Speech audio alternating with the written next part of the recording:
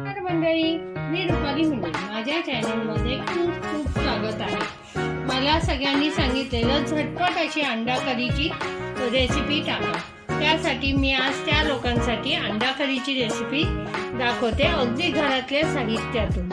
ही मी 4 अंडी घेतली, टॅमॅटो घेतलाय, कांदा घेतलाय, कोथिंबीर घेतली, आलं लसूण घेतलेलं आहे.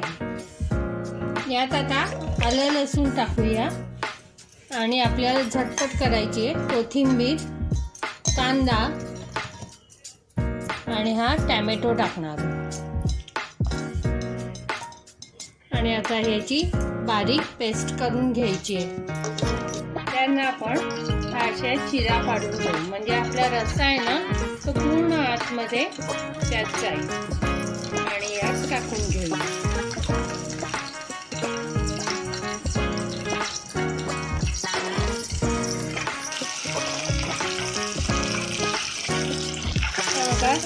अंडे थोडेसे असे परतून झाले, डागाळले की त्यात आपण थोडी मिरची पावडर टाकणार त्याच्यावर, म्हणजे आपला मसाला त्या अंड्याला लागेल. आणि थोडीशी हळद टाकणार. आता हे छान परतून घेऊया आपण.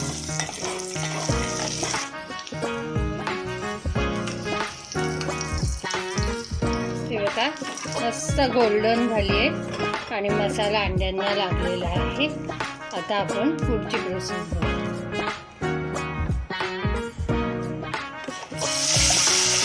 आपण जे वाटण वाटलं होतं ते ह्यात घालून घेणार.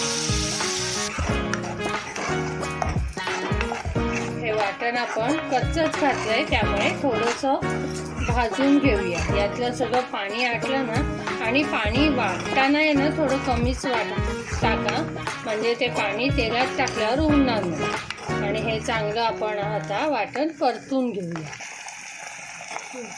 आता आपण हळद, धना जिरा पूड आणि आपला घरगुती मसाला आणि मी कलर येण्यासाठी काश्मीरी मिरची पावडर टाकते.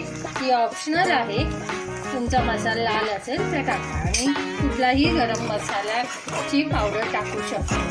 आणि आता हा मसाला आपण छानपैकी शिजवून घेणार, परतवून घेणार आहोत तेल सुटेस्तोवर.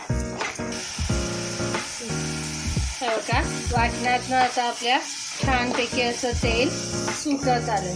आता ह्यात आपण आपली फ्राय केलेली अंडी टाकणार.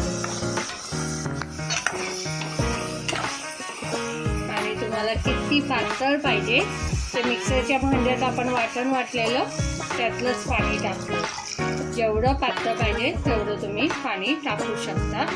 आणि आता चवीनुसार आपण त्यात मीठ घालून घेणार. काही जण ही फोडून टाकतात, तुम्हाला फोडून पाहिजे तर फोडूनही टाकू शकता.